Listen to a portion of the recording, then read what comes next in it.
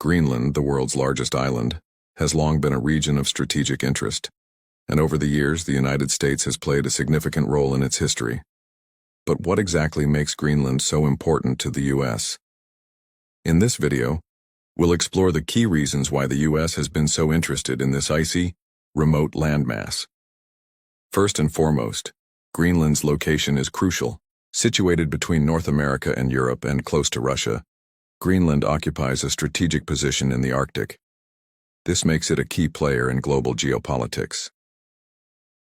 One of the most important military assets the U.S. holds in Greenland is the Thule Air Base, which has been vital to U.S. defense since the Cold War. Located in the far north, Thule serves as a critical outpost for monitoring the Arctic, providing surveillance, and protecting North American airspace. It's one of the U.S.'s northernmost military bases and continues to play a key role in national security.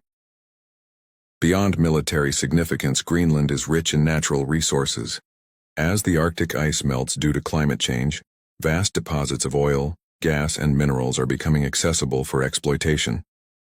The U.S. sees this as an opportunity to secure energy resources and remain competitive in an increasingly resource-scarce world. And it's not just resources. The thawing Arctic is opening up new shipping routes that could dramatically reduce travel times between major global trade hubs. With Greenland at the heart of this changing landscape, the U.S. is keen to maintain influence over these critical shipping lanes. Climate change also plays a pivotal role. As the ice melts, not only is sea level rising, but the region's environmental significance is growing. The U.S. is closely monitoring the impacts on global weather patterns, and of course the future of the Arctic itself.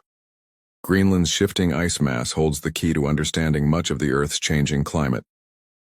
Historically, Greenland has been a point of interest for the U.S. going back as far as the 1940s. In 1946, President Harry Truman offered to buy Greenland for $100 million, though Denmark, which governs Greenland, rejected the offer. Fast forward to recent years, and current President Donald Trump reignited public interest in acquiring Greenland, though the idea was met with controversy. In addition to military and economic factors, Greenland is also seen as a critical part of the U.S. defense and intelligence network. The U.S. operates space tracking stations and surveillance systems in Greenland, monitoring satellite traffic and providing strategic oversight over polar and heliosynchronous orbits. And let's not forget the Geuke Gap, the vital maritime corridor between Greenland, Iceland, and the United Kingdom. This gap is essential for controlling naval access between the Atlantic and Arctic Oceans. By keeping a presence in Greenland, the U.S. ensures its dominance in this crucial defense zone. As the Arctic region continues to transform due to climate change, the U.S.'s interest in Greenland is likely to grow even more in the coming years. With shifting geopolitical dynamics, emerging resources, and the future of global shipping routes, Greenland will remain a critical piece of the global puzzle. From military strategy to natural resources, Greenland holds significant importance for the United States. And as the world continues to change, Greenland's role in global affairs will only become more central.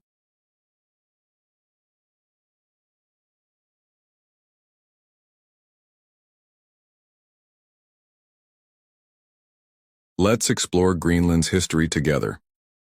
Greenland is an autonomous territory of Denmark, located in the Arctic, and it has a unique demographic landscape. Here's a deeper look into its population and related demographics. Population size and density. Total population, approximately 56,000 people, as of 2023. This makes Greenland one of the least populous regions in the world, with a very low population density due to its vast size, around 2.2 million square kilometers.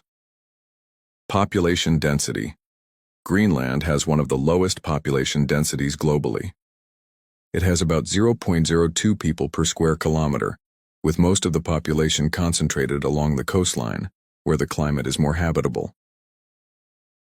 Greenland, a land of ice and snow, nestled in the Arctic, where majestic glaciers carve through towering mountains and the northern lights dance across the sky. But beneath this breathtaking scenery lies a fascinating history, one that spans thousands of years. filled with diverse cultures and dramatic shifts in power. Let's take a journey through time and explore the rich history of Greenland. Fast forward to today, Greenland is a self-governing territory of Denmark. In 1979, Greenland was granted home rule, and in 2009, it achieved even greater autonomy with the Greenland Self-Government Act. While Greenland remains part of the Kingdom of Denmark, it now has control over its domestic affairs, including natural resources, and the island is slowly charting its own future. Greenland's story in relation to Denmark and Norway begins with the Vikings. Norwegian Vikings were the first Europeans to reach Greenland in the 10th century. The Viking explorer Eric the Red famously established the first settlements in Greenland around 986 AD. His name, Greenland, was a marketing tool to attract settlers, even though the land was largely icy and harsh. Eric the Red, who was born in Norway, was exiled from Iceland and sailed west to Greenland, where he set up the eastern and western settlements on the southern coast. This was a time when Viking settlements were established throughout the North Atlantic, including in Iceland, the Faroe Islands, and Greenland. Though the Vikings initially thrived in Greenland, the settlements eventually disappeared by the 15th century due to a combination of climate change, resource depletion, and isolation. But for the period of the Viking settlements, Greenland was culturally tied to Norway. Union of Denmark and Norway, 1380-1814. In 1380, a political union formed between Denmark and Norway, known as the Kalmar Union. For nearly 4 centuries, Greenland remained part of this union, which meant Greenland was under the rule of the Danish crown, but Norway played a key role in governance during this time. In 1397, the Kalmar Union brought Denmark, Norway, and Sweden under a single monarch. Though Sweden would later break away from the union in 1523, Denmark and Norway remained united until 1814. During this period, Greenland became a Danish colony under the Danish-Norwegian monarchy. This union meant that both Denmark and Norway had influence over Greenland's affairs, even though Greenland was geographically closer to Norway. Post-Union and the Danish control of Greenland, 1814. In 1814, the Treaty of Kiel marked the end of the Danish-Norwegian Union. After Norway was ceded to Sweden under the treaty, Denmark took full control of Greenland, which became a formal colony of Denmark. This event marked the shift of Greenland's governance entirely to Denmark, with Norway no longer playing an administrative role in Greenland. Norway remained a part of the Kingdom of Denmark, but by this time Greenland's direct political and colonial control was now solely in the hands of the Danish crown. From the mid-19th century, Denmark began to increase its control over Greenland's governance, introducing more colonial policies and establishing trading posts and settlements along the Greenland coast. World War II and the strategic importance of Greenland, 1940s. During World War II, Greenland played a pivotal strategic role due to its location in the North Atlantic. When Nazi Germany invaded Denmark in 1940, Greenland's status became more important. Denmark, then under Nazi occupation, could no longer govern Greenland effectively.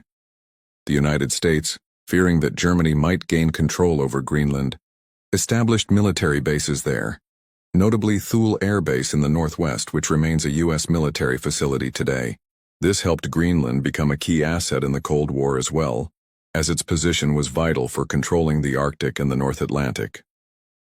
After the war, Greenland's position within the Kingdom of Denmark remained intact, but its strategic importance, particularly during the Cold War, continued to affect Denmark's policies regarding the island.